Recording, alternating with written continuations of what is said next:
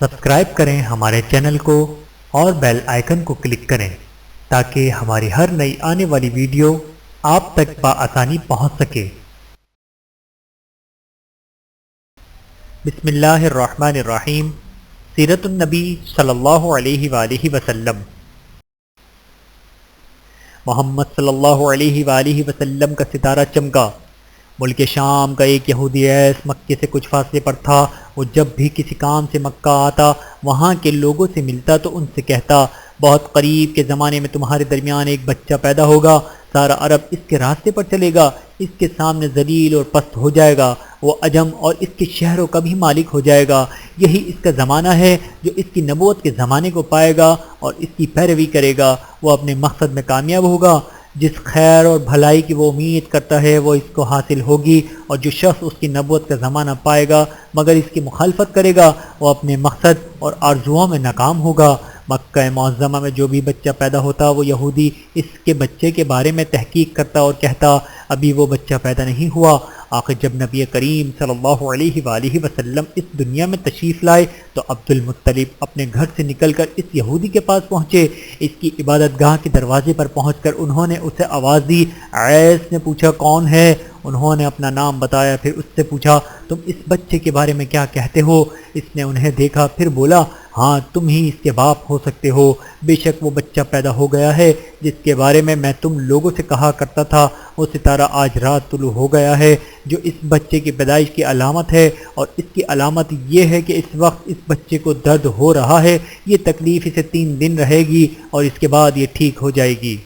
راہب نے جو یہ کہا تھا کہ بچہ 3 دن تک تکلیف میں رہے گا تو اس کی تفصیل یہ ہے کہ آپ نے 3 دن تک دودھ نہیں پیا تھا، اور یہودی نے جو یہ کہا تھا کہ ہاں آپ ہی اس کے باپ ہو سکتے ہیں، اس سے مراد یہ ہے کہ عربوں میں دادا کو بھی باپ کہہ دیا جاتا ہے۔ اور نبی کریم صلی اللہ علیہ وآلہ وسلم نے ایک بار خود فرمایا تھا، میں عبد المطلب کا بیٹا ہوں۔ یہودی نے عبد المطلب سے یہ بھی کہا تھا، اس بارے میں اپنی زبان بند رکھیں، یعنی کسی کو کچھ نہ بتائیں ورنہ لوگ اس بچے سے زبردست حسد کریں گے، اتنا حسد کریں گے کہ آج تک کسی نے نہیں کیا، اور اس کی اس قدر سخت مخالفت ہوگی کہ دنیا میں کسی اور کی اتنی مخالفت نہیں ہوئی۔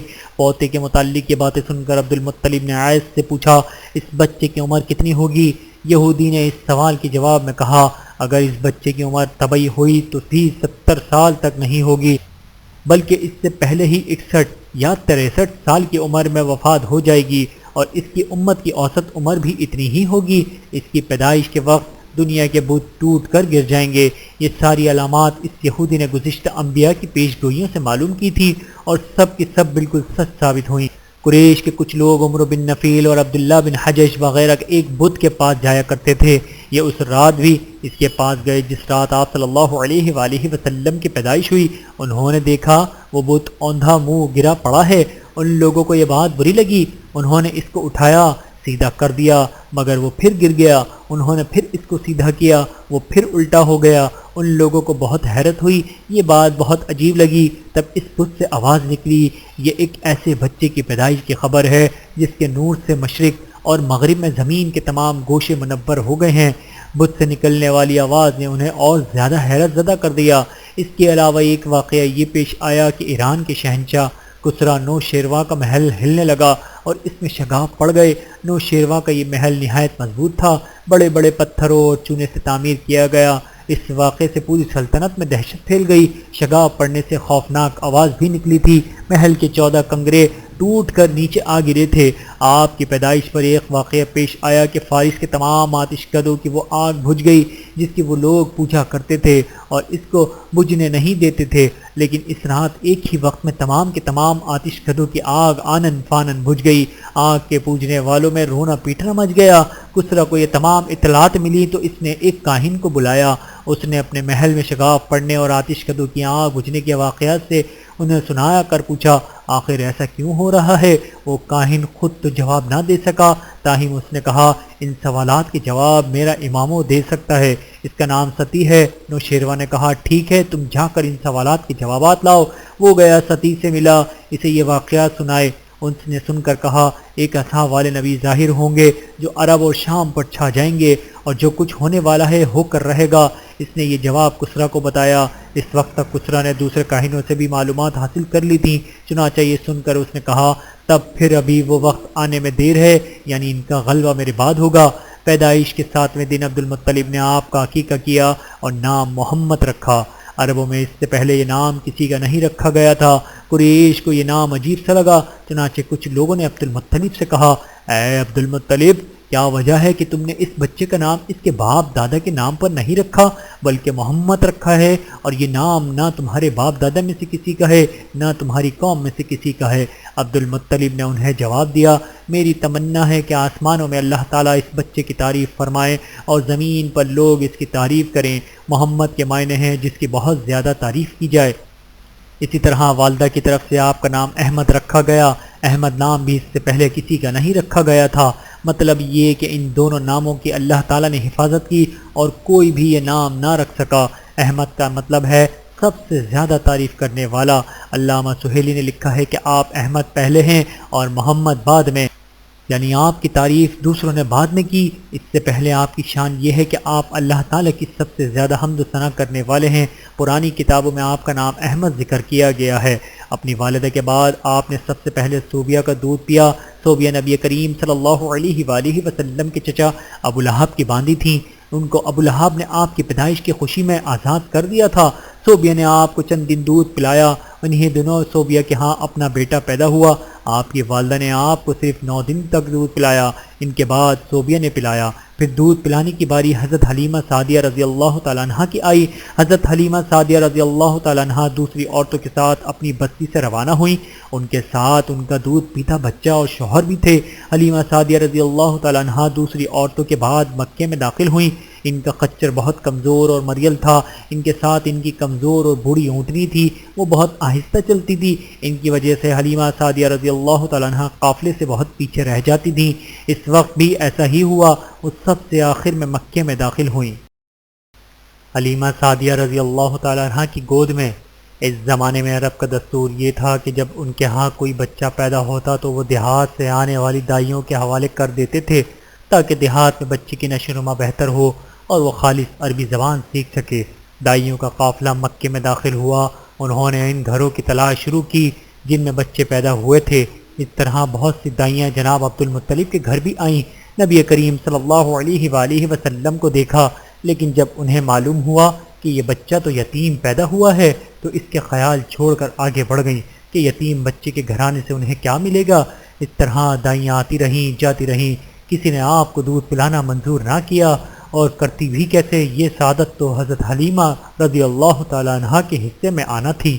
جب حلیمہ رضی اللہ تعالیٰ عنہ مکے پہنچی تو انہیں معلوم ہوا سب عورتوں کو کوئی نہ کوئی بچہ مل گیا ہے اور اب صرف وہ بغیر بچے کے رہ گئی ہیں، اور اب کوئی بچہ باقی نہیں بچا۔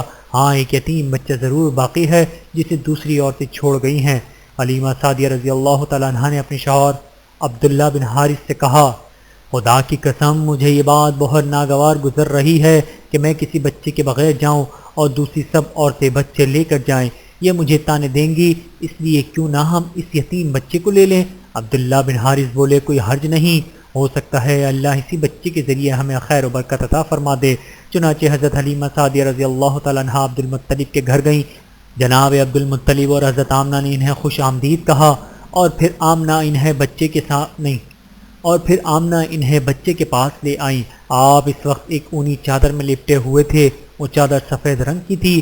آپ کے نیچے ایک سبز رنگ کا ریشمی کپڑا تھا۔ آپ سیدھے لیٹے ہوئے تھے۔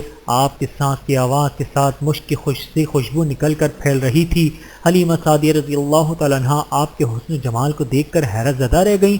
آپ اس وقت سوئے ہوئے تھے۔ انہوں نے جگانا مناسب نہ سمجھا، لیکن جو ہی انہوں نے پیار سے اپنا ہاتھ آپ کے سینے پر رکھا، آپ مسکرا دیے اور آنکھیں کھول کر ان کی طرف دیکھنے لگے۔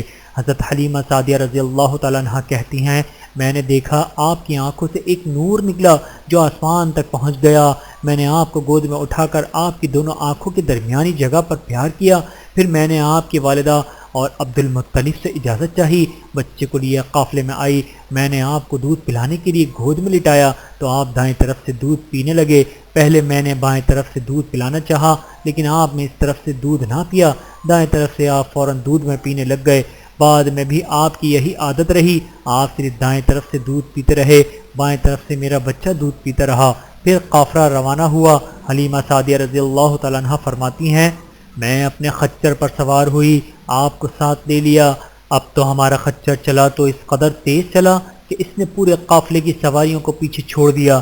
پہلے وہ مریل ہونے کی بنا پر سب سے پیچھے رہتا تھا۔ میری ساتھی خواتین حیرانگی سے مجھ سے مخاطب ہوئیں، اے حلیمہ یہ آج کیا ہو رہا ہے؟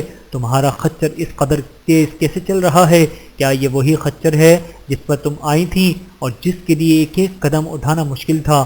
جواب میں نے کہا بے شک یہ وہی خچر ہے، اللہ کی قسم اس کا معاملہ عجیب ہے۔ پھر یہ لوگ بنو سعد کی بستی پہنچ گئے۔ ان دنوں یہ علاقہ خشک اور قحط زدہ تھا۔ حلیمہ سعدیہ رضی اللہ تعالیٰ عنہ فرماتی ہیں اس شام جب ہم بکریاں چرا کر واپس آئیں تو ان کے تھن دودھ سے بھرے ہوئے تھے، جبکہ اس سے پہلے ایسا نہیں تھا۔ ان میں سے دودھ بہت کم اور بہت مشکل سے نکلتا تھا۔ ہم نے اس دن اپنی بکریوں کو دودھ دھوہا تو ہمارے سارے برتن بھر گئے اور ہم نے جان لیا کہ یہ ساری برکت اس بچے کی وجہ سے ہے۔ آس پاس کی عورتوں میں بھی یہ بات پھیل گئی، ان کی بکریاں بدستور بہت کم دودھ دے رہی تھیں، غرض ہمارے گھر میں ہر طرف ہر چیز میں برکت نظر آنے لگی۔ دوسرے لوگ تعجب میں رہے۔ اس طرح 2 ماہ گزر گئے۔ 2 ماہ میں ہی آپ چلنے پھرنے لگے۔ آپ 8 ماہ کے ہوئے تو باتیں کرنے لگے اور آپ کی باتیں سمجھ میں آتی تھیں۔ 9 ماہ کی عمر میں تو آپ بہت صاف گفتگو کرنے لگے۔ اس دوران آپ کی بہت سی برکات دیکھنے میں آئیں۔ حلیمہ سعدیہ فرماتی ہیں جب میں نے آپ کو اپنے گھر لے آئی تو بنو سعد کا کوئی گھرانہ ایسا نہ تھا جس سے مشک کی خوشبو نہ آتی ہو۔ اس طرح سب لوگ آپ سے محبت کرنے لگے۔ جب ہم نے آپ کا دودھ چھڑایا تو آپ کی زبان مبارک سے یہ الفاظ نکلے، اللہ اکبر کبیرا والحمد للہ کثیرا وسبحان اللہ بکرۃ واصیلا۔ ترجمہ یعنی اللہ بہت بڑا ہے، اللہ تعالیٰ کے لیے بے حد تعریف ہے اور اس کے لیے صبح و شام پاکی ہے۔ پھر جب آپ 2 سال کے ہو گئے تو ہم آپ کو لے کر آپ کی والدہ کے پاس آئے۔ اس عمر کو پہنچنے کے بعد بچوں کو ان کے ماں باپ کے حوالے کر دیا جاتا تھا۔ ادھر ہم آپ کی برکات دیکھ چکے تھے اور ہماری آرزو تھی کہ آپ کچھ مدت اور ہمارے پاس رہیں۔ چنانچہ ہم نے اس بارے میں آپ کی والدہ سے بات کی، ان سے یوں کہا ہمیں اجازت دیجیے کہ ہم بچے کو 1 سال اور اپنے پاس رکھیں، میں ڈرتی ہوں کہیں اس پر مکے کی بیماریوں اور آب و ہوا کا اثر نہ ہو جائے۔ جب ہم نے ان سے بار بار کہا تو حضرت آمنہ مان گئیں اور ہم آپ کو پھر اپنے گھر لے آئے۔ جب آپ کچھ بڑے ہوئے تو گھر سے نکل کر دوسرے بچوں کو دیکھتے تھے، وہ آپ کو کھیلتے نظر آتے، آپ ان کے نزدیک نہ جاتے۔ ایک روز آپ نے مجھ سے پوچھا امی جان کیا بات ہے، دن میں میرے بہن بھائی نظر نہیں آتے؟ آپ اپنے دودھ شریک بھائی عبداللہ اور بہنوں انیسہ اور شیمہ کے بارے میں پوچھ رہے تھے۔ حلیمہ رضی اللہ تعالیٰ عنہ فرماتی ہیں میں نے آپ کو بتایا وہ صبح سویرے بکریاں چرانے جاتے ہیں، شام کے بعد گھر آتے ہیں۔ یہ سن کر آپ نے فرمایا تب مجھے بھی ان کے ساتھ بھیج دیا کریں۔ اس کے بعد آپ اپنے بھائی بہنوں کے ساتھ جانے لگے۔ آپ خوش جاتے اور واپس آتے۔ ایسے میں ایک دن میرے بچے خوف زدہ انداز میں دوڑتے ہوئے آئے اور گھبرا کر بولے امی جان جلدی چلیے ورنہ ہمارے بھائی محمد ختم ہو جائیں گے۔ یہ سن کر ہمارے تو ہوش اڑ گئے۔ دوڑ کر وہاں پہنچے، ہم نے آپ کو دیکھا، آپ کھڑے ہوئے تھے، رنگ اڑا ہوا تھا، چہرے پر زردی چھائی ہوئی تھی، اور یہ اس لیے نہیں تھا کہ آپ کو سینہ چاک کیے جانے سے کوئی تکلیف ہوئی تھی بلکہ ان فرشتوں کو دیکھ کر آپ کی یہ حالت ہوئی تھی۔ حلیمہ سعدیہ رضی اللہ تعالیٰ عنہ فرماتی ہیں ہم نے آپ سے پوچھا کیا ہوا تھا؟ آپ نے بتایا میرے پاس 2 آدمی آئے تھے، وہ سفید کپڑے پہنے ہوئے تھے، وہ دونوں حضرت جبرائیل اور حضرت میکائیل علیہ السلام تھے۔ ان دونوں میں سے ایک نے کہا کیا یہ وہی ہے؟ دوسرے نے جواب دیا ہاں یہ وہی ہیں۔ پھر وہ دونوں میرے قریب آئے، انہوں نے مجھے پکڑا اور لٹا دیا۔ اس کے بعد انہوں نے میرا پیٹ چاک کیا، اس میں سے کوئی چیز تلاش کرنے لگے، آخر انہیں وہ چیز مل گئی اور انہوں نے اسے باہر نکال کر پھینک دیا۔ میں نہیں جانتا وہ کیا چیز تھی۔ اس چیز کے بارے میں دوسری روایت میں یہ وضاحت ملتی ہے کہ وہ سیاہ رنگ کا ایک دانہ سا تھا۔ یہ انسان کے جسم میں شیطان کا گھر ہوتا ہے اور شیطان انسان کے بدن میں یہیں سے اثرات ڈالتا ہے۔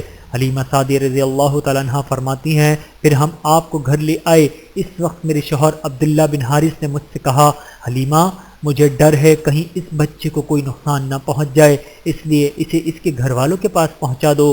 میں نے کہا ٹھیک ہے۔ پھر ہم آپ کو لے کر مکے کی طرف روانہ ہوئے۔ جب میں مکے کے بالائی علاقے میں پہنچی تو آپ اچانک غائب ہو گئے، میں حواس باختہ ہو گئی۔ یہ غالب آئے گا۔ حلیمہ سعدیہ فرماتی ہیں میں پریشانی کی حالت میں مکہ پہنچی آپ کے دادا عبد المطلب کے پاس پہنچتے ہی میں نے کہا میں آج رات محمد کو لے کر آ رہی تھی، جب میں بالائی علاقے میں پہنچی تو وہ اچانک کہیں گم ہو گئے، اب خدا کی قسم میں نہیں جانتی وہ کہاں ہیں۔ عبد المطلب یہ سن کر فوراً کعبے کے پاس کھڑے ہو گئے، انہوں نے آپ کے مل جانے کے لیے دعا کی، پھر آپ کی تلاش میں روانہ ہوئے۔ ان کے ساتھ ورقہ بن نوفل بھی تھے۔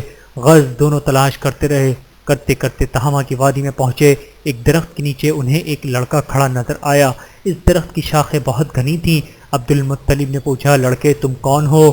حضور اکرم صلی اللہ علیہ وآلہ وسلم چونکہ اس وقت تک قد نکال چکے تھے اس لیے عبد المطلب پہچان نہ سکے۔ آپ کا قد تیزی سے بڑھ رہا تھا۔ جواب میں آپ نے فرمایا میں محمد بن عبداللہ بن عبد المطلب ہوں۔ یہ سن کر عبد المطلب بولے تم پر میری جان قربان، میں ہی تمہارا دادا عبد المطلب ہوں۔ پھر انہوں نے آپ کو اٹھا کر سینے سے لگایا اور رونے لگے۔ آپ کو گھوڑے پر اپنے آگے بٹھایا اور مکے کی طرف چلے۔ گھر آ کر انہوں نے بکریاں اور گائیں ذبح کیں اور مکے والوں کو دعوت دی۔ آپ کے مل جانے کے بعد حضرت حلیمہ سعدیہ حضرت آمنہ کے پاس آئیں تو انہوں نے پوچھا حلیمہ اب آپ بچے کو کیوں لے آئیں؟ آپ کی تو خواہش تھی کہ یہ ابھی آپ کے پاس اور رہیں۔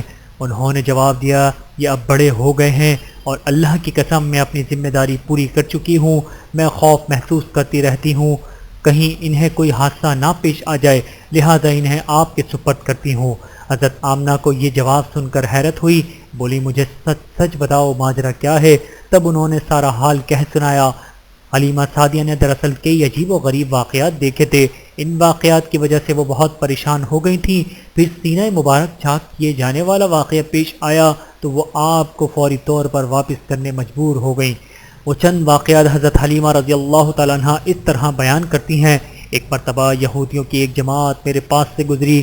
یہ لوگ آسمانی کتاب تورات کو ماننے کا دعویٰ کرتے تھے۔ میں نے ان سے کہا کیا آپ لوگ میرے اس بیٹے کے بارے میں کچھ بتا سکتے ہیں؟ ساتھ ہی میں نے حضور اکرم صلی اللہ علیہ وآلہ وسلم کی پیدائش کے بارے میں انہیں تفصیلات سنائیں۔ یہودی تفصیلات سن کر آپس میں کہنے لگے اس بچے کو قتل کر دینا چاہیے۔ یہ کہہ کر انہوں نے پوچھا کیا یہ بچہ یتیم ہے؟ میں نے ان کی بات سن لی تھی کہ وہ ان کے قتل کا ارادہ کر رہے ہیں، تو میں نے جلدی سے اپنے شوہر کی طرف اشارہ کرتے ہوئے کہا نہیں یہ رہے اس بچے کے باپ۔ تب انہوں نے اگر یہ بچہ یتیم ہوتا تو ہم ضرور اسے قتل کر دیتے۔ یہ بات انہوں نے اس لیے کہی کہ انہوں نے پرانی کتابوں میں پڑھ رکھا تھا کہ ایک آخری نبی آنے والے ہیں، ان کا دین سارے عالم میں پھیل جائے گا، ہر طرف ان کا بول بالا ہوگا، ان کی پیدائش اور بچپن کی یہ علامات ہوں گی اور یہ کہ وہ یتیم ہوں گے۔ اب چونکہ حلیمہ سعدیہ نے ان سے یہ کہہ دیا تھا کہ یہ بچہ یتیم نہیں ہے تو انہوں نے خیال کر لیا کہ یہ بچہ وہ نہیں ہے۔ اس طرح انہوں نے بچے کو قتل کرنے کا ارادہ ترک کر دیا۔ اسی طرح ان کے ساتھ یہ واقعہ پیش آیا، ایک مرتبہ وہ آپ کو عکاظ کے میلے میں لے آئیں۔ جاہلیت کے دور میں یہاں بہت مشہور میلہ لگتا تھا۔ یہ میلہ طائف اور نخلہ کے درمیان لگتا تھا۔ عرب کے لوگ حج کرنے آتے تو شوال کا مہینہ اس میلے میں گزارتے، کھیلتے کودتے اور اپنی بڑائیاں بیان کرتے۔ حلیمہ سعدیہ رضی اللہ تعالیٰ عنہ آپ کو لیے بازار میں گھوم رہی تھیں کہ ایک کاہن کی نظر آپ پر پڑی۔ اسے آپ میں نبوت کے تمام علامات نظر آ گئے۔ اس نے پکار کر کہا لوگو اس بچے کو مار ڈالو۔ حلیمہ اس کاہن کی بات سن کر گھبرا گئیں اور جلدی سے وہاں سے سرک گئیں۔ اس طرح اللہ تعالیٰ نے حضور اکرم صلی اللہ علیہ وآلہ وسلم کی حفاظت فرمائی۔ میلے میں موجود لوگوں نے کاہن کی آواز سن کر ادھر ادھر دیکھا کہ کس بچے کو قتل کرنے کے لیے کہا گیا ہے، مگر انہیں وہاں کوئی بچہ نظر نہ آیا۔ اب ان لوگوں نے کاہن سے پوچھا کیا بات ہے، آپ کس بچے کو مار ڈالنے کے لیے کہہ رہے ہیں؟ اس نے ان لوگوں کو بتایا میں نے ابھی ایک لڑکے کو دیکھا ہے، معبودوں کی قسم وہ تمہارے دین کے ماننے والوں کو قتل کرے گا، تمہارے بتوں کو توڑے گا اور وہ تم سب پر غالب آئے گا۔ یہ سن کر لوگ آپ کی تلاش میں ادھر ادھر دوڑے لیکن ناکام رہے۔ حلیمہ سعدیہ آپ صلی اللہ علیہ وآلہ وسلم کو لیے واپس آ رہی تھیں کہ ذی الجحاظ سے ان کا گزر ہوا۔ یہاں بھی میلہ لگا ہوا تھا۔ اس بازار میں ایک نجومی تھا، لوگ اس کے پاس اپنے بچوں کو لے کر آتے تھے۔ وہ بچوں کو دیکھ کر ان کے قسمت کے بارے میں اندازے لگاتا تھا۔ حلیمہ سعدیہ اس کے نزدیک سے گزری تو نجومی کی نظر حضور اکرم صلی اللہ علیہ وآلہ وسلم پر پڑی۔ نجومی کو آپ صلی اللہ علیہ وآلہ وسلم کی مہر نبوت نظر آ گئی، ساتھ ہی آپ صلی اللہ علیہ وآلہ وسلم کی آنکھوں کی خاص سرخی اس نے دیکھ لی۔ وہ چلا اٹھا اے عرب کے لوگوں اس لڑکے کو قتل کر دو، یہ یقیناً تمہارے دین کے ماننے والوں کو قتل کرے گا، تمہارے بتوں کو توڑے گا اور تم پر غالب آئے گا۔ یہ کہتے ہوئے وہ آپ کی طرف جھپٹا، لیکن اسی وقت وہ پاگل ہو گیا اور اسی پاگل پن میں مر گیا۔ ایک اور واقعہ ہوا سیرت ابن حشام میں ہے کہ حبشہ کی عیسائیوں کی ایک جماعت حضور اکرم صلی اللہ علیہ وآلہ وسلم کے پاس سے گزری۔ اس وقت آپ صلی اللہ علیہ وآلہ وسلم حلیمہ سعدیہ کے ساتھ تھے اور وہ آپ کو آپ صلی اللہ علیہ وآلہ وسلم کی والدہ کے حوالے کرنے جا رہی تھیں۔ ان عیسائیوں نے آپ صلی اللہ علیہ وآلہ وسلم کے مونڈوں کے درمیان مہر نبوت کو دیکھا اور آپ صلی اللہ علیہ وآلہ وسلم کی آنکھوں کی سرخی کو بھی دیکھا۔ انہوں نے حلیمہ سعدیہ سے پوچھا، کیا اس بچے کی آنکھوں میں کوئی تکلیف ہے؟ انہوں نے جواب دیا، نہیں، کوئی تکلیف نہیں، یہ سرخی تو ان کی آنکھوں میں قدرتی ہے۔ ان عیسائیوں نے کہا، تب اس بچے کو ہمارے حوالے کر دو، ہم اسے اپنے ملک لے جائیں گے، یہ بچہ پیغمبر اور بڑی شان والا ہے، ہم اس کے بارے میں سب کچھ جانتے ہیں۔ حلیمہ سعدیہ یہ سنتے ہی وہاں سے جلدی سے دور چلی گئیں، یہاں تک کہ آپ صلی اللہ علیہ وآلہ وسلم کو آپ صلی اللہ علیہ وآلہ وسلم کی والدہ کے پاس پہنچا دیا۔ ان تمام واقعات میں جو سب سے اہم واقعہ ہے وہ سینہ مبارک چاک کرنے والا تھا۔ روایت سے یہ بات ثابت ہے کہ آپ صلی اللہ علیہ وآلہ وسلم کے سینہ مبارک پر سلائی کے نشانات موجود تھے، جیسا کہ آج کل ڈاکٹر حضرات آپریشن کے بعد ٹانکے لگاتے ہیں، ٹانکے کھول دیے جانے کے بعد بھی سلائی کے نشان موجود رہتے ہیں۔ اس واقعے کے بعد حلیمہ سعدیہ اور ان کے خاوند نے فیصلہ کیا کہ اب اس بچے کو اپنے پاس نہیں رکھنا چاہیے۔ جب حضرت حلیمہ سعدیہ نے آپ صلی اللہ علیہ وآلہ وسلم کو حضرت آمنہ کے حوالے کیا، اس وقت آپ صلی اللہ علیہ وآلہ وسلم کی عمر مبارک 4 سال تھی۔ ایک روایت یہ ملتی ہے کہ اس وقت عمر شریف 5 سال تھی، ایک تیسری روایت کے مطابق عمر مبارک 6 سال ہو چکی تھی۔ جب حلیمہ سعدیہ نے آپ صلی اللہ علیہ وآلہ وسلم کو حضرت آمنہ کے حوالے کیا تو اس کے کچھ دنوں بعد حضرت آمنہ انتقال کر گئیں، والدہ کا سایہ بھی سر سے اٹھ گیا۔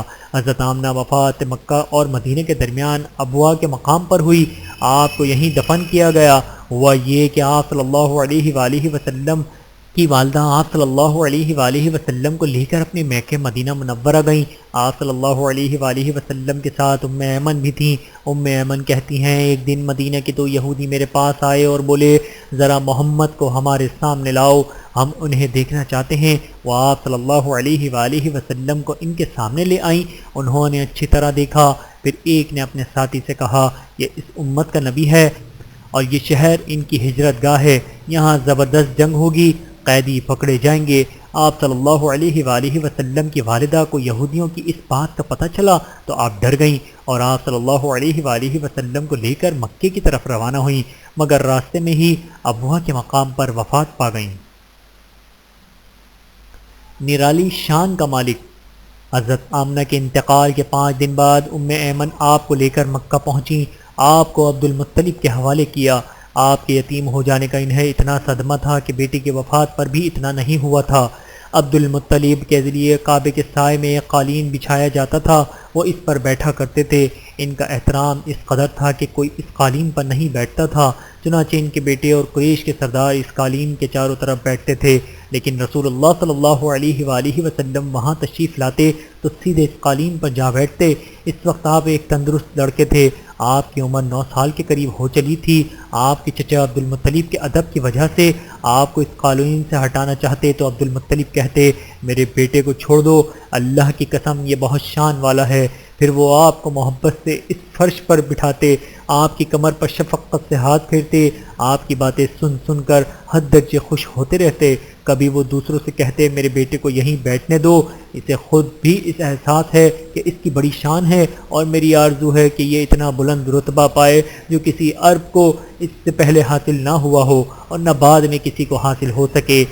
ایک بار انہوں نے یہ الفاظ کہے، میرے بیٹے کو چھوڑ دو اور اس کے مزاج میں طبعی طور پر بلندی ہے، اس کی شان نرالی ہوگی۔ یہاں تک کہ عمر کے آخری حصے میں حضرت عبد المطلب کی آنکھیں جواب دے گئی تھیں، آپ نابینا ہو گئے تھے۔ ایسی حالت میں بھی ایک روز وہ اس قالین پر بیٹھے تھے، آپ تشریف لے آئے اور سیدھے اس قالین پر جا پہنچے۔ ایک شخص نے آپ کو قالین سے کھینچ لیا، اس پر آپ رونے لگے۔ آپ کے رونے کی آواز سن کر عبد المطلب بے چین ہوئے اور بولے، میرا بیٹا کیوں رو رہا ہے؟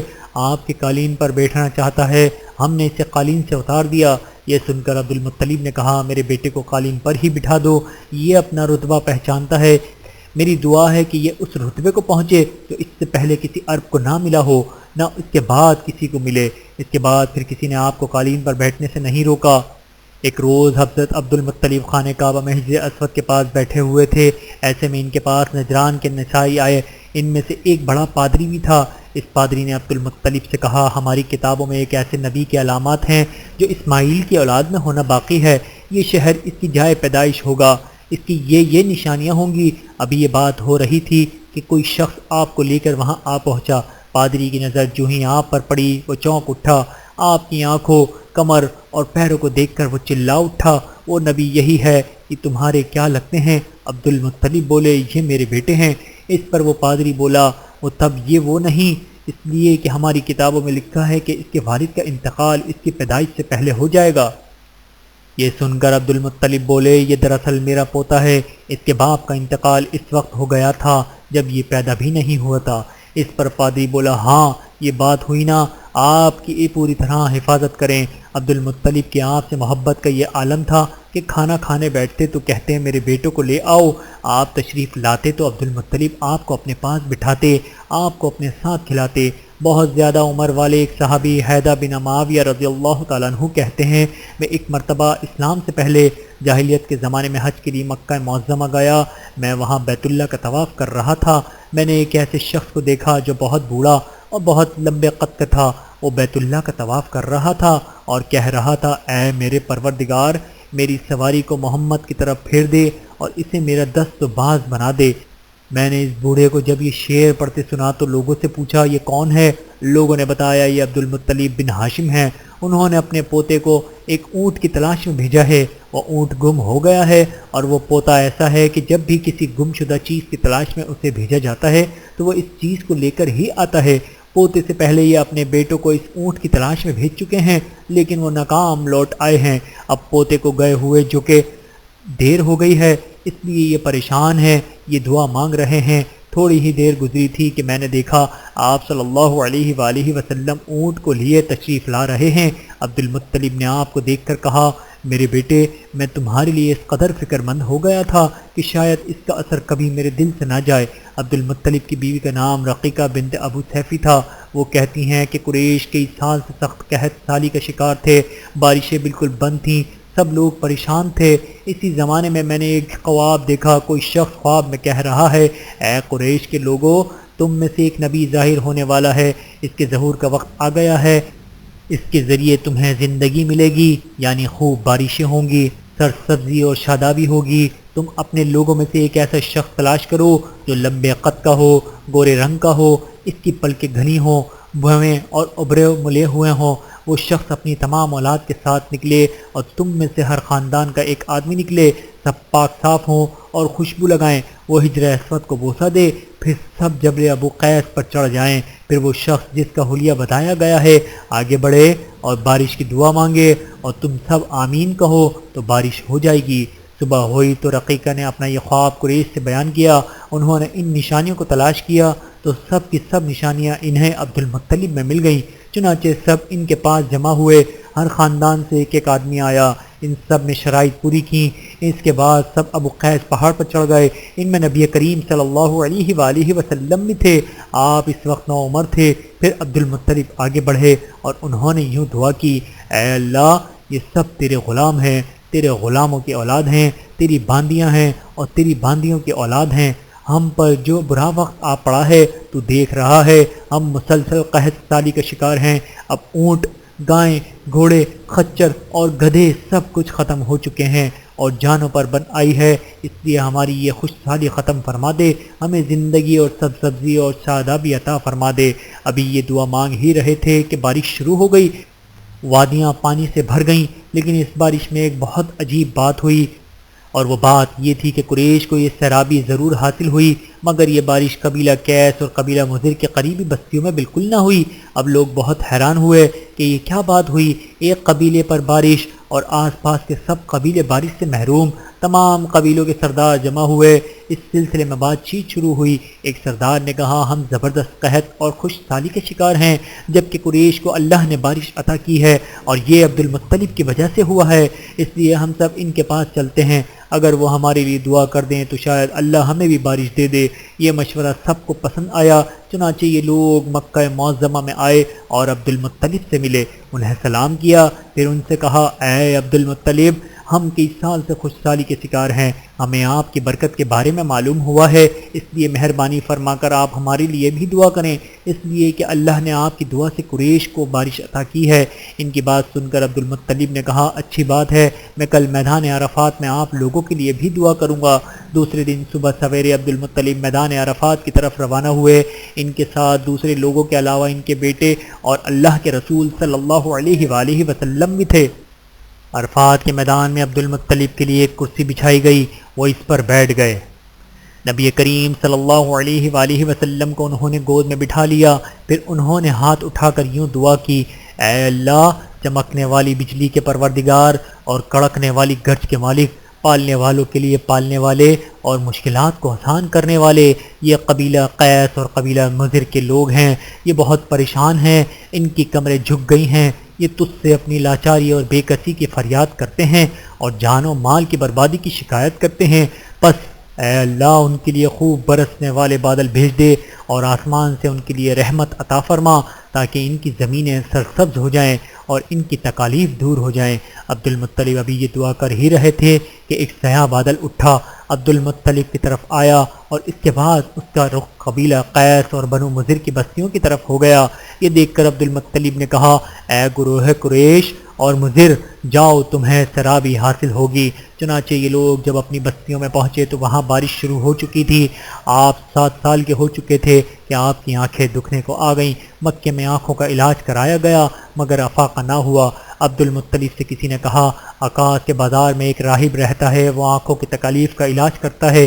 عبد المطلب آپ کو اس کے پاس لے گئے، اس کی عبادت گاہ کا دروازہ بند تھا، انہوں نے اسے آواز دی، راہب نے کوئی جواب نہ دیا۔ اچانک عبادت گاہ میں شدید زلزلہ آیا، راہب ڈر گیا کہ کہیں عبادت خانہ اس کے اوپر نہ گر جائے، اس لیے بکدم باہر نکل آیا۔ اب اس نے آپ کو دیکھا تو چونک اٹھا، اس نے کہا اے عبد المطلب، یہ لڑکا اس امت کا نبی ہے، اگر میں باہر نہ نکل آتا تو یہ عبادت گاہ ضرور مجھ پر گر پڑتی، اس لڑکے کو فوراً واپس لے جاؤ اور اس کی حفاظت کرو، کہیں یہودیوں یا عیسائیوں میں سے کوئی اسے قتل نہ کر دے۔ پھر اس نے کہا اور رہی بات ان کی آنکھوں کی تو آنکھوں کی دوا تو خود ان کے پاس موجود ہے۔ عبد المطلب یہ سن کر حیران ہوئے اور بولے ان کے اپنے پاس ہے؟ میں سمجھا نہیں۔ ہاں، ان کا لعاب دہن ان کی آنکھوں میں لگائیں۔ انہوں نے ایسا ہی کیا، آنکھیں فوراً ٹھیک ہو گئیں۔ پرانی آسمانی کتابوں میں آپ کی بہت سی نشانیاں لکھی ہوئی تھیں، اس کی تفصیل بہت دلچسپ ہے۔ یمن میں ایک قبیلہ حمیر تھا، وہاں ایک شخص سیف بن یزن تھا، وہ سیف حمیری کہلاتا تھا۔ کسی زمانے میں اس کے باپ دادا اور اس ملک پر حکومت کرتے تھے، لیکن پھر حبشیوں نے یمن پر حملہ کیا اور اس پر قبضہ کر لیا، وہاں حبشیوں کی حکومت ہو گئی۔ 70 سال تک یمن پر حبشیوں کے قبضے میں رہا۔ جب یہ سیف بڑا ہوا تو اس کے اندر اپنے باپ دادا کا ملک آزاد کرانے کی امنگ پیدا ہوئی، چنانچہ اس نے ایک فوج تیار کی، اس فوج کے ذریعے حبشیوں پر حملہ کیا اور انہیں یمن سے بھگا دیا۔ اس طرح وہ باپ دادا کے ملک کو آزاد کرانے میں کامیاب ہو گیا، وہاں کا بادشاہ بن گیا۔ یہ یمن عرب کا علاقہ تھا، جب اس پر حبشیوں نے قبضہ کیا تھا تو عربوں کو بہت افسوس ہوا۔ 70 سال بعد جب یمن کے لوگوں نے حبشیوں کو نکال باہر کیا تو عربوں کو بہت خوشی ہوئی۔ ان کی خوشی کی ایک وجہ یہ تھی کہ انہیں حبشیوں نے ابرہہ کے ساتھ مکے پر چڑھائی کی تھی۔ چاروں طرف سے عربوں کے وفد سیف کو مبارکباد دینے کے لیے آنے لگے، قریش کا وفد بھی مبارکباد دینے کے لیے گیا، اس وفد کے سردار عبد المطلب۔ یہ وفد جب یمن پہنچا تو سیف اپنے محل میں تھا، اس کے سر پر تاج تھا، تلوار سامنے رکھی تھی اور حمیری سردار اس کے دائیں بائیں بیٹھے تھے۔ سیف کو قریش کے وفد کی آمد کے بارے میں بتایا گیا، اسے یہ بھی بتایا گیا کہ یہ لوگ کس رتبے کے ہیں، اس نے ان لوگوں کو آنے کی اجازت دے دی۔ یہ وفد دربار میں پہنچا، عبد المطلب آگے بڑھ کر اس کے سامنے جا کھڑے ہوئے، انہوں نے بات کرنے کی اجازت چاہی۔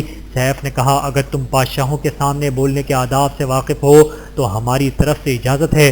تب عبد المطلب نے کہا اے بادشاہ، ہم کعبے کے خادم ہیں، اللہ کے گھر کے محافظ ہیں، ہم آپ کو مبارکباد دینے آئے ہیں۔ تب عبد المطلب نے کہا اے بادشاہ، ہم کعبے کے خادم ہیں، اللہ کے گھر کے محافظ ہیں، ہم آپ کو مبارکباد دینے آئے ہیں۔ یمن پر حبشی حکومت ہمارے لیے بھی ایک بوجھ بنی ہوئی تھی، آپ کو مبارک ہو، آپ کے اس کارنامے سے آپ کے بزرگوں کو بھی عزت ملے گی اور آنے والی نسلوں کو بھی وقار حاصل ہوگا۔ سیف ان کے الفاظ سن کر بہت خوش ہوا، بے اختیار بول اٹھا، اے شخص تم کون ہو؟ کیا نام ہے تمہارا؟ انہوں نے کہا میرا نام عبد المطلب بن ہاشم ہے۔ سیف نے ہاشم کا نام سن کر کہا تب تو تم ہمارے بہن کے لڑکے ہو۔ عبد المطلب کی والدہ مدینہ کے قبیلے خزرج کی تھیں اور خزرج کا قبیلہ دراصل یمن کا تھا، اس لیے سیف نے ہاشم کا نام سن کر کہا تب تو تم ہمارے بہن کے لڑکے ہو۔ پھر اس نے کہا ہم آپ سب کو خوش آمدید کہتے ہیں۔ آپ کے جذبات کی قدر کرتے ہوئے اس کے بعد قریش کے وقت کو سرکاری مہمان خانے میں ٹھہرا دیا گیا، ان کو خوب خاطر مدارت کی گئی، یہاں تک کہ 1 ماہ گزر گیا۔ 1 ماہ کی مہمان نوازی کے بعد سیف نے انہیں بلایا، عبد المطلب کو اپنے پاس بلا کر اس سے کہا اے عبد المطلب، میں اپنے علم کے پوشیدہ رازوں میں سے ایک راز تمہیں بتا رہا ہوں، تمہارے علاوہ کوئی اور ہوتا تو میں ہرگز نہ بتاتا، تم اس راز کو اس وقت تک راز ہی رکھنا جب تک کہ خود اللہ تعالیٰ اس کو ظاہر نہ فرما دے۔ ہمارے پاس ایک پوشیدہ کتاب ہے، وہ پوشیدہ رازوں کا ایک خزانہ ہے، ہم دوسروں سے اس کو چھپا کر رکھتے ہیں۔ میں نے اس کتاب میں ایک بہت عظیم الشان خبر اور ایک بڑے خطرے کے بارے میں پڑھ لیا ہے اور وہ آپ کے بارے میں ہے۔ عبد المطلب یہ باتیں سن کر حد درجے حیرت زدہ ہوئے اور پکار اٹھے میں سمجھا نہیں، آپ کیا کہنا چاہتے ہیں؟ سنو عبد المطلب، جب تہامہ کی وادی یعنی مکے میں ایسا بچہ پیدا ہو جس کے دونوں کندھوں کے درمیان بالوں کا گچھا یعنی مہر نبوت ہو تو اسے امامت اور سرداری کے حاصل ہوگی اور اس کی وجہ سے تمہیں قیامت کے دن تک کے لیے اعزاز ملے گا، عزت ملے گی۔ عبد المطلب نے یہ سن کر کہا اے بادشاہ، اللہ کرے آپ کو بھی ایسی خوش بختی میسر آئے، آپ کی ہیبت مجھے روک رہی ہے ورنہ میں آپ سے پوچھتا کہ اس بچے کا زمانہ کب ہوگا۔ بادشاہ نے جواب دیا یہی اس کا زمانہ ہے، وہ اسی زمانے میں پیدا ہوگا یا پیدا ہو چکا ہے، اس کا نام محمد ہوگا، اس کی والدہ کا انتقال ہو جائے گا، اس کے دادا اور چچا اس کی پرورش کریں گے، ہم بھی اس کے آرزو مند رہے کہ وہ بچہ ہمارے ہاں پیدا ہو، اللہ تعالیٰ اسے کھلے عام ظاہر فرمائے گا اور اس کے لیے ہم میں سے یعنی مدینہ کے قبیلہ خزرج میں اس نبی کے مددگار بنائے گا۔ ہم میں سے اس نے اس لیے کہا کہ خزرج اصل میں یمن کے لوگ تھے، ان کے ذریعے اس نبی کے خاندان اور قبیلے والوں کو عزت حاصل ہوگی اور ان کے ذریعے اس کے دشمنوں کو ذلت ملے گی اور ان کے ذریعے وہ تمام لوگوں سے مقابلہ کرے گا اور ان کے ذریعے زمین کے اہم علاقے فتح ہو جائیں گے۔ وہ نبی رحمان کی عبادت کرے گا، شیطان کو دھمکائے گا، آتش کدوں کو ٹھنڈا کرے گا یعنی آنکھ کے پجاریوں کو مٹائے گا، بتوں کو توڑ ڈالے گا، اس کی ہر بات آخری فرمان ہوگی، اس کے احکامات انصاف والے ہوں گے، وہ نیک کاموں کا حکم دے گا، خود بھی ان پر عمل کرے گا، برائیوں سے روکے گا، ان کو مٹا ڈالے گا۔ عبد المطلب نے سیف بن یزن کو دعا دی، پھر کہا کچھ اور تفصیل بیان کریں، بات ڈھکی چھپی ہے اور علامتیں پوشیدہ ہیں، مگر اے مطلب اس میں شبہ نہیں کہ تم اس کے دادا ہو۔ عبد المطلب یہ سن کر فوراً سجدے میں گر گئے اور پھر سیف نے ان سے کہا اپنا سر اٹھاؤ، اپنی پیشانی اونچی کرو اور مجھے بتاؤ جو کچھ میں نے تم سے کہا، کیا تم نے ان میں سے کوئی علامت اپنے ہاتھ دیکھی ہے؟ اس پر عبد المطلب نے کہا ہاں، میرا ایک بیٹا تھا، میں اسے بہت چاہتا تھا، میں نے ایک شریف اور معزز لڑکی آمنہ بنت وہب عبد مناف سے اس کی شادی کر دی، وہ میری قوم کے انتہائی باعزت خاندان سے تھی، اس سے میرے بیٹے کا ہاں ایک لڑکا پیدا ہوا، میں نے اس کا نام محمد رکھا، اس بچے کا باپ اور ماں دونوں فوت ہو چکے، اب میں اور اس کا چچا ابو طالب اس کی دیکھ بھال کرتے ہیں۔ اب سیف نے ان سے کہا میں نے تمہیں جو کچھ بتایا وہ واقعہ اسی طرح ہے، اب تم اپنے پوتے کی حفاظت کرو، اسے یہودیوں سے بچائے رکھو اس لیے کہ وہ اس کے دشمن ہیں، یہ اور بات ہے کہ اللہ تعالیٰ ہرگز ان لوگوں کو ان پر قابو نہیں پانے دے گا، اور میں نے جو کچھ آپ کو بتایا ہے اس کا اپنے قبیلے والوں سے ذکر نہ کرنا، مجھے ڈر ہے ان باتوں کی وجہ سے ان لوگوں میں حسد اور جلن نہ پیدا ہو جائے، یہ لوگ سوچ سکتے ہیں یہ عزت اور بلندی آخر انہیں کیوں نہیں ملی، یہ لوگ ان کے راستے میں رکاوٹیں کھڑی کریں گے، اگر یہ لوگ اس وقت تک زندہ نہ رہے تو ان کے اولادیں یہ کام کریں گی، اگر مجھے یہ معلوم نہ ہوتا کہ اس نبی کے ظہور سے پہلے ہی موت مجھے آ لے گی تو میں اپنے اونٹوں اور قافلوں کے ساتھ روانہ ہوتا اور ان کی سلطنت کے مرکز یثرب پہنچتا، کیونکہ میں اس کتاب میں یہ بات پاتا ہوں کہ شہر یثرب کی ان سلطنت کا مرکز ہوگا، ان کی طاقت کا سر چشمہ ہوگا، ان کی مدد اور نصرت کا ٹھکانہ ہوگا اور ان کی وفات کی جگہ ہوگی اور انہیں دفن بھی یہیں کیا جائے گا، اور ہماری کتاب پچھلے علوم سے بھری پڑی ہے۔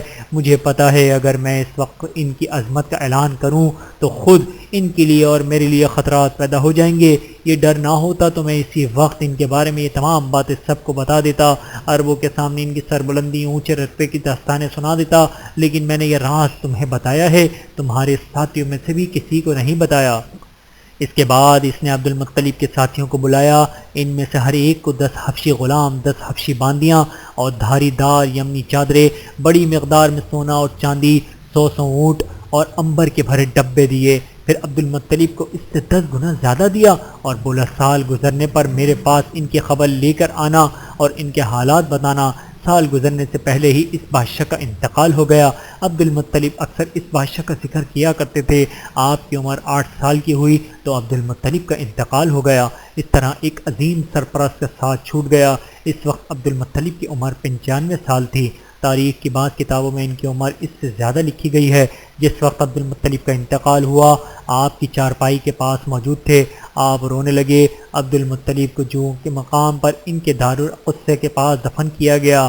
مرنے سے پہلے انہوں نے نبی کریم صلی اللہ علیہ وآلہ وسلم کو اپنے بیٹے ابو طالب کے حوالے کیا۔ اب ابو طالب آپ کے نگراں ہوئے۔ انہیں بھی آپ سے بے تحاشا محبت ہو گئی۔ ان کے بھائی عباس اور زبیر بھی آپ کا بہت خیال رکھتے تھے۔ پھر زبیر بھی انتقال کر گئے تو آپ کی نگرانی آپ کے چچا ابو طالب ہی کرتے رہے۔ انہیں بھی نبی کریم صلی اللہ علیہ وآلہ وسلم سے بہت محبت تھی۔ جب انہوں نے آپ کی برکات دیکھی، معجزے دیکھے تو ان کی محبت میں اور اضافہ ہو گیا۔ یہ مالی اعتبار سے کمزور تھے۔ 2 وقت سارے گھر کھانے کو پیٹ بھر کھانا نہیں ملتا تھا، لیکن جب نبی کریم صلی اللہ علیہ وآلہ وسلم ان کے ساتھ کھاتے تو تھوڑا کھانا بھی ان سے سب کے لیے کافی ہو جاتا، سب کے پیٹ بھر جاتے۔ اسی لیے جب دوپہر یا رات کے کھانے کا وقت ہوتا اور سب دسترخوان پر بیٹھتے تو ابو طالب ان سے کہتے ابھی کھانا شروع نہ کرو، میرا بیٹا آ جائے پھر شروع کرنا۔ پھر آپ تشریف لے آتے اور ان کے ساتھ بیٹھ جاتے۔ آپ کی برکت اس طرح ظاہر ہوتی کہ سب کے سب سے ہو جانے کے بعد بھی کھانا بچ جاتا۔ اگر دودھ ہوتا تو پہلے نبی کریم صلی اللہ علیہ وآلہ وسلم کو پینے کے لیے دیا جاتا، پھر ابو طالب کے بیٹے پیتے، یہاں تک کہ ایک ہی پیالے سے سب کے سب دودھ پی لیتے، خوب سیر ہو جاتے اور دودھ پھر بھی بچ جاتا۔ ابو طالب کے ایک تکیہ رکھا رہتا تھا، وہ اس سے ٹیک لگا کر بیٹھتے تھے۔ رسول اللہ صلی اللہ علیہ وآلہ وسلم تشریف لاتے تو آ کر سیدھے اس تکیے کے ساتھ بیٹھ جاتے۔ یہ دیکھ کر ابو طالب کہتے میرے بیٹے کو اپنے بلند مرتبے کا احساس ہے۔ ایک بار مکے میں قحط پڑ گیا، بارش بالکل نہ ہوئی۔ لوگ ایک دوسرے سے کہتے تھے لات اور عزت سے بارش کی دعا کرو، کچھ کہتے تھے تیسرے بڑے بت منات پر بھروسہ کرو، اور اسی دوران ایک بوڑھے نے کہا تم حق اور سچائی سے بھاگ رہے ہو، تم میں ابراہیم علیہ السلام اور اسماعیل علیہ السلام کی نشانی موجود ہے، تم اسے چھوڑ کر غلط راستے پر کیوں جا رہے ہو؟ اس پر لوگوں نے اس سے کہا کیا آپ کی مراد ابو طالب سے ہے؟ اس نے جواب میں کہا ہاں، میں یہی کہنا چاہتا ہوں۔ اب سب لوگ ابو طالب کے گھر کی طرف چلے۔ وہاں پہنچ کر انہوں نے دروازے پر دستک دی تو ایک خوبصورت آدمی باہر آیا۔ اس نے تہبند لپیٹ رکھا تھا۔ سب لوگ اس کی طرف بڑھے اور بولے اے ابو طالب، وادی میں قحط پڑا ہے، بچے بھوکے مر رہے ہیں، اس لیے آؤ اور ہمارے ساتھ بارش کی دعا کرو۔ چنانچہ ابو طالب باہر آئے، ان کے ساتھ رسول اللہ صلی اللہ علیہ وآلہ وسلم بھی تھے۔ آپ ایسے لگ رہے تھے جیسے اندھیرے میں سورج نکل آیا ہو۔ ابو طالب کے ساتھ اور بھی بچے تھے، لیکن انہوں نے آپ ہی کا بازو پکڑا ہوا تھا۔ اس کے بعد ابو طالب نے آپ کی انگلی پکڑ کر کعبے کا طواف کیا۔ یہ طواف کر رہے تھے اور دوسرے لوگ آسمان کی طرف نظر اٹھا اٹھا کر دیکھ رہے تھے جہاں بادل کا ایک ٹکڑا بھی نہیں تھا، لیکن پھر اچانک ہر طرف سے بادل گھر گھر آنے لگے۔ اس قدر زوردار بارش ہوئی کہ شہر اور جنگل سیراب ہو گئے۔ ابو طالب ایک بار ذی المجاز کے میلے میں گئے۔ یہ جگہ عرفات سے تقریباً 8 کلومیٹر دور ہے۔ ان کے ساتھ رسول اللہ صلی اللہ علیہ وآلہ وسلم بھی تھے۔ ایسے میں ابو طالب کو پیاس محسوس ہوئی۔ انہوں نے آپ سے کہا بھتیجے مجھے پیاس لگی ہے۔ یہ بات انہوں نے اس لیے نہیں کہی تھی کہ آپ کے پاس پانی تھا، بلکہ اپنی بے چینی ظاہر کرنے کے لیے کہی تھی۔ چچا کی بات سن کر آپ فوراً سواری سے اتر آئے اور بولے چچا جان آپ کو پیاس لگی ہے؟ انہوں نے کہا ہاں بھتیجے پیاس لگی ہے۔ یہ سنتے ہی آپ نے ایک پتھر پر پاؤں مارا۔ شام کا سفر۔ جو ہی آپ نے پتھر پر پاؤں مارا اس کے نیچے صاف اور عمدہ پانی پھوٹ نکلا۔ انہوں نے ایسا پانی پہلے کبھی نہیں پیا تھا، خوب سیر ہو کر پیا۔ پھر انہوں نے پوچھا بھتیجے کیا آپ سیر ہو چکے؟ نبی کریم صلی اللہ علیہ وآلہ وسلم نے فرمایا ہاں۔ آپ نے اسی جگہ اپنی ایڑی پھر ماری اور وہ جگہ دوبارہ ایسے خشک ہو گئی جیسے پہلے تھی۔ حضور نبی کریم صلی اللہ علیہ وآلہ وسلم چند سال اپنے دوسرے چچا زبیر بن عبد المطلب کے ساتھ بھی رہے تھے۔ اس زمانے میں ایک مرتبہ حضور اکرم صلی اللہ علیہ وآلہ وسلم اپنے ان چچا کے ساتھ ایک قافلے میں یمن تشریف لے گئے۔ راستے میں ایک وادی سے گزر ہوا۔ اس وادی میں ایک سرکش اونٹ رہتا تھا، گزرنے والوں کا راستہ روک لیا کرتا تھا، مگر جو ہی اس نے نبی کریم کو دیکھا تو فوراً بیٹھ گیا اور زمین سے اپنی چھاتی رگڑنے لگا۔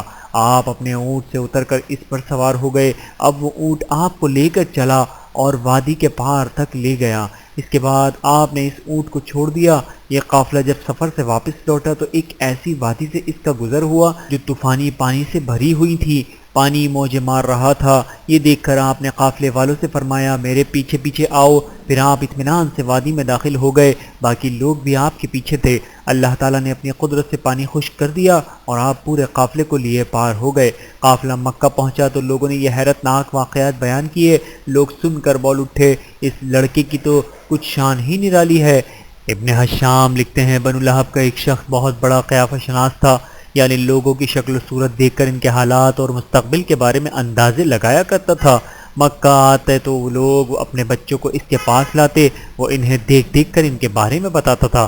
ایک بار یہ آیا تو ابو طالب آپ کو بھی اس کے پاس لے گئے اور اس وقت آپ ابھی نوعمر لڑکے ہی تھے۔ قیافہ شناس نے آپ کو ایک نظر دیکھا، پھر دوسرے بچوں کو دیکھنے لگا۔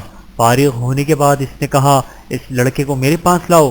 ابو طالب نے یہ بات محسوس کر لی تھی کہ قیافہ شناس نے ان کے بھتیجے کو عجیب نظروں سے دیکھا ہے، لہٰذا وہ آپ کو لے کر وہاں سے نکل آئے تھے۔ جب قیافہ شناس کو معلوم ہوا کہ آپ وہاں موجود نہیں ہیں تو وہ چیخنے لگا تمہارا برا ہو، اس لڑکے کو میرے پاس لاؤ جسے میں نے ابھی دیکھا ہے، اللہ کی قسم وہ بڑی شان والا ہے۔ ابو طالب نے نکلتے ہوئے اس کے یہ الفاظ سن لیے تھے۔ ابو طالب نے تجارت کے غرض سے شام جانے کا ارادہ کیا۔ نبی کریم صلی اللہ علیہ وآلہ وسلم نے بھی ساتھ جانے کا شوق ظاہر فرمایا۔ بعض روایت میں ہے کہ آپ نے جانے کے لیے خاص طور پر فرمائش کی۔ ابو طالب نے آپ کا شوق دیکھ کر کہا اللہ کی قسم میں اسے ساتھ ضرور لے جاؤں گا، نہ یہ کبھی مجھ سے جدا ہو سکتا ہے نہ میں اسے کبھی اپنے سے جدا کر سکتا ہوں۔ ایک روایت میں یوں آیا ہے کہ آپ نے ابو طالب کی اونٹنی کی لگام پکڑ لی اور فرمایا چچا جان آپ مجھے کس کے پاس چھوڑے جا رہے ہیں؟ میری نہ ماں ہے نہ باپ۔ اس وقت آپ کی عمر مبارک 9 سال تھی۔ آخر ابو طالب آپ کو ساتھ لے کر روانہ ہوئے، آپ کو اپنی اونٹنی پر بٹھایا، راستے میں عیسائیوں کی ایک عبادت گاہ کے پاس ٹھہرے۔ خانقاہ کے راہب نے نبی کریم صلی اللہ علیہ وآلہ وسلم کو دیکھا تو چونک اٹھا۔ اس نے ابو طالب سے پوچھا یہ لڑکا تمہارا کون ہے؟ انہوں نے جواب دیا میرا بیٹا ہے۔ یہ سن کر راہب نے کہا یہ تمہارا بیٹا نہیں ہو سکتا۔ یہ سن کر ابو طالب بہت حیران ہوئے، بولے کیا مطلب یہ کیوں میرا بیٹا نہیں ہو سکتا ہے؟ اس نے کہا یہ ممکن نہیں کہ اس لڑکے کا باپ زندہ ہو، یہ نبی ہے۔ مطلب یہ تھا کہ ان میں جو نشانیاں ہیں وہ دنیا کے آخری نبی کی ہیں، اور ان کی ایک علامت یہ ہے کہ وہ یتیم ہوں گے، ان کے باپ کا انتقال اسی زمانے میں ہو جائے گا جبکہ وہ ابھی پیدا ہونے والے ہوں گے۔ اس لڑکے میں آنے والے نبی کی تمام علامات موجود ہیں۔ ان کی ایک نشانی یہ ہے کہ بچپن میں ان کی والدہ کا بھی انتقال ہو جائے گا۔ اب ابو طالب نے اس راہب سے پوچھا نبی کیا ہوتا ہے؟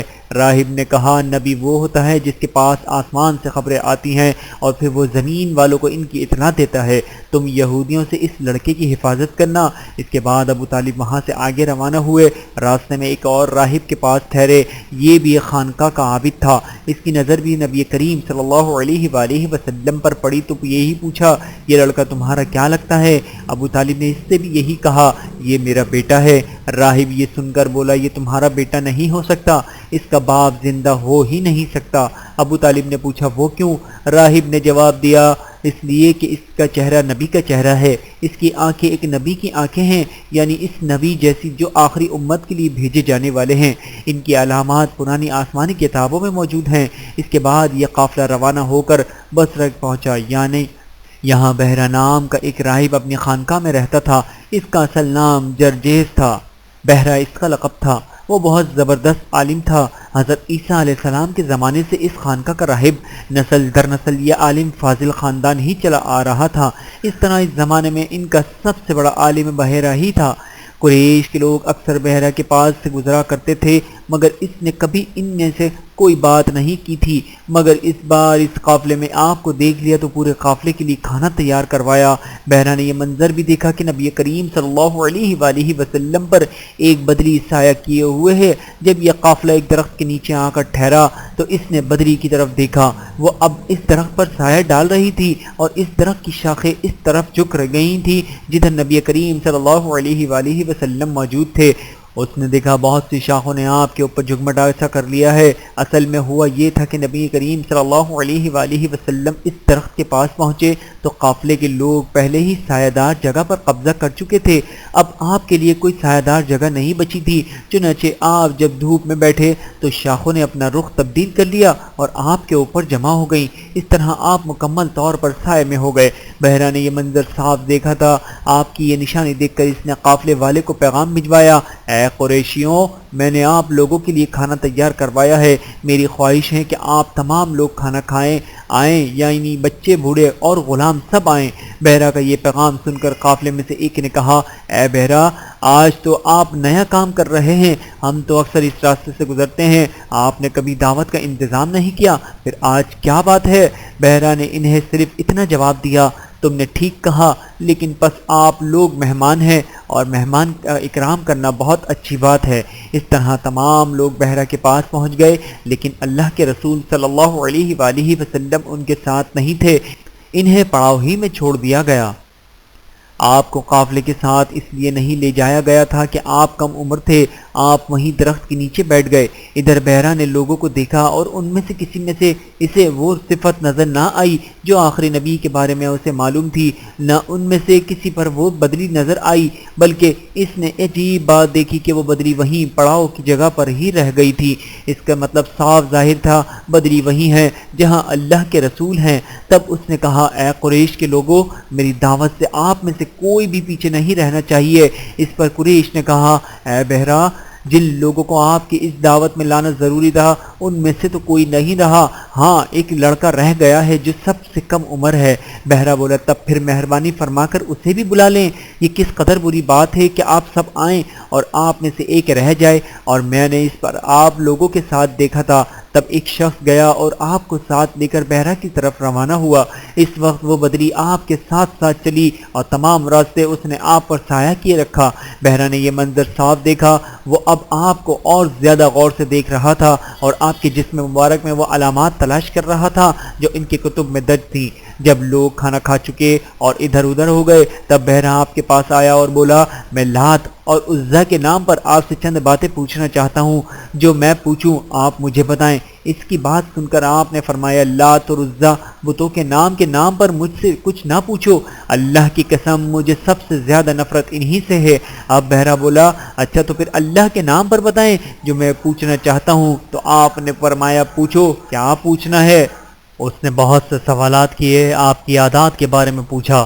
اس کے بعد اس نے آپ کی کمر پر سے کپڑا ہٹا کر مہر نبوت کو دیکھا، وہ بالکل ایسی ہی تھی جیسا کہ اس نے اپنی کتابوں میں پڑھا ہوا تھا۔ اس نے فوراً مہر نبوت کی جگہ کو بوسہ دیا۔ قریش کے لوگ یہ سب دیکھ رہے تھے اور حیران ہو رہے تھے، آخر لوگ کہے بغیر نہ رہ سکے، یہ راہب محمد صلی اللہ علیہ وآلہ وسلم میں بہت دلچسپی لے رہا ہے، شاید اس کے نزدیک ان کا مرتبہ بہت بلند ہے۔ ادھر نبی کریم صلی اللہ علیہ وآلہ وسلم سے بات چیت کرنے کے بعد بہرا ابو طالب کی طرف آیا اور بولا، یہ لڑکا تمہارا کیا لگتا ہے؟ ابو طالب نے کہا، یہ میرا بیٹا ہے۔ اس پر بہرا نے کہا، نہیں، یہ تمہارا بیٹا نہیں ہو سکتا، یہ نہیں ہو سکتا کہ اس کا باپ زندہ ہو۔ ابو طالب کو یہ سن کر حیرت ہوئی، پھر انہوں نے کہا، دراصل یہ میرے بھائی کا بیٹا ہے، ان کا باپ کہاں ہے؟ وہ فوت ہو چکا ہے، اس کا انتقال اس وقت ہو گیا تھا جب یہ ابھی پیدا نہیں ہوئے تھے۔ یہ سن کر بہرا بول اٹھا، ہاں یہ بات صحیح ہے، اور ان کی والدہ کب کیا ہوا؟ ان کا ابھی تھوڑے عرصے ہی پہلے انتقال ہوا ہے۔ یہ سنتے ہی بہرا نے کہا، بالکل ٹھیک کہا، اب تم یوں کرو کہ اپنے بھتیجے کو وطن واپس لے جاؤ، یہودیوں سے ان کی پوری طرح حفاظت کرو، اگر انہوں نے انہیں دیکھ لیا اور ان میں وہ نشانیاں دیکھ لی جو میں نے دیکھی ہیں تو وہ انہیں قتل کرنے کی کوشش کریں گے۔ تمہارا یہ بھتیجا نبی ہے، اس کی بہت شان ہے، ان کی شان کے بارے میں ہم اپنی کتابوں میں بھی لکھا ہوا پاتے ہیں اور ہم نے اپنے باپ داداؤں سے بھی بہت کچھ سن رکھا ہے۔ میں نے یہ یہ نصیحت کر کے اپنا فرض پورا کر دیا ہے اور انہیں واپسی لے جانا تمہاری ذمہ داری ہے۔ ابو طالب بحرہ کی بات سن کر خوف زدہ ہو گئے، آپ کو لے کر مکہ واپس آ گئے۔ اس واقعے کے بعد آپ کی عمر 9 سال تھی۔ اس عمر کے لڑکے عام طور پر کھیل کود میں ضرور حصہ لیتے ہیں، ان کھیلوں میں خراب اور گندے کھیل بھی ہوتے ہیں۔ اللہ تعالیٰ نے آپ کو اس سلسلے میں بھی بالکل محفوظ رکھا۔ جاہلیت کے زمانے میں عرب جن برائیوں میں جکڑے ہوئے تھے، ان برائیوں سے بھی اللہ تعالیٰ نے آپ کی حفاظت فرمائی۔ ایک واقعہ آپ نے خود بیان فرمایا، ایک قریشی لڑکا مکے کے بالائی حصے میں اپنی بکریاں لیے میرے ساتھ تھا۔ میں نے اس سے کہا تم ذرا میری بکریوں کا دھیان رکھو تاکہ میں قصہ گوئی کی مجلس میں شریک ہو سکوں، وہاں سب لڑکے جاتے ہیں۔ اس لڑکے نے کہا اچھا۔ اس کے بعد میں روانہ ہو گیا۔ میں مکے کے ایک مکان میں داخل ہوا تو مجھے گانے اور بجانے کی آواز سنائی دی۔ میں نے لوگوں سے پوچھا یہ کیا ہو رہا ہے؟ مجھے بتایا گیا کہ ایک قریشی کی فلاں شخص کی بیٹی سے شادی ہو رہی ہے۔ میں نے اس طرف توجہ دی ہی تھی کہ میری آنکھیں نیند سے جھکنے لگیں، یہاں تک کہ میں سو گیا۔ پھر میری آنکھ اس وقت کھلی جب دھوپ مجھ پر پڑی۔ آپ واپس اس لڑکے کے پاس پہنچے۔ اس نے پوچھا تم نے وہاں جا کر کیا کیا؟ میں نے اسے واقعہ سنایا۔ دوسری رات پھر ایسا ہی ہوا۔ مطلب یہ کہ قریش کی لغو مجلسوں سے اللہ تعالیٰ نے آپ کو محفوظ رکھا۔ قریش کے ایک بت کا نام بوانا تھا۔ قریش ہر سال اس کے پاس حاضری دیا کرتے تھے، اس کی بے حد عزت کرتے تھے، اس کے پاس قربانی کے جانور ذبح کرتے، سر منڈاتے، سارا دن اس کے پاس اعتکاف کرتے۔ ابو طالب بھی اپنی قوم کے ساتھ اس بت کے پاس حاضری دیتے۔ اس موقع کو قریش عید کی طرح مناتے تھے۔ ابو طالب نے نبی کریم صلی اللہ علیہ وآلہ وسلم سے کہا بھتیجے آپ بھی ہمارے ساتھ عید میں شریک ہوں۔ آپ نے انکار فرما دیا۔ ابو طالب ہر سال آپ کو شریک ہونے کے لیے کہتے رہے لیکن آپ ہر بار انکار ہی کرتے رہے۔ آخر ایک بار ابو طالب کو غصہ آ گیا۔ آپ کی پھوپھیوں کو بھی آپ پر بے تحاشا غصہ آیا۔ وہ آپ سے بولی تم ہمارے معبودوں سے اس طرح بچتے ہو اور پرہیز کرتے ہو، ہمیں ڈر ہے کہ تمہیں کوئی نقصان نہ پہنچے۔ انہوں نے یہ بھی کہا محمد آخر تم عید میں کیوں شریک نہیں ہوتے؟ ان کی باتوں سے تنگ آ کر آپ نے ان کے پاس اٹھ کر کہیں دور چلے گئے۔ ان کے بارے میں آپ فرماتے ہیں میں جب بھی بوانا یا کسی اور بت کے نزدیک ہوا میرے سامنے ایک سفید رنگ کا بہت قد آور آدمی ظاہر ہوا۔ اس نے ہر بار مجھ سے یہی کہا محمد پیچھے ہٹو، اس کو چھونا نہیں۔ ویڈیو دیکھنے کا بہت شکریہ۔ مزید ویڈیوز دیکھنے کے لیے ہمارے چینل کو سبسکرائب کریں۔ اگر ویڈیو پسند آئے تو لائک کریں۔ اچھی بات کو دوسروں تک پہنچانا صدقہ جاریہ ہے۔ جزاکم اللہ خیرا کثیرا۔ اپنا اور اپنے پیاروں کا بہت زیادہ خیال رکھیے گا اور مجھے دعاؤں میں یاد رکھیے گا۔ Take care. اللہ حافظ۔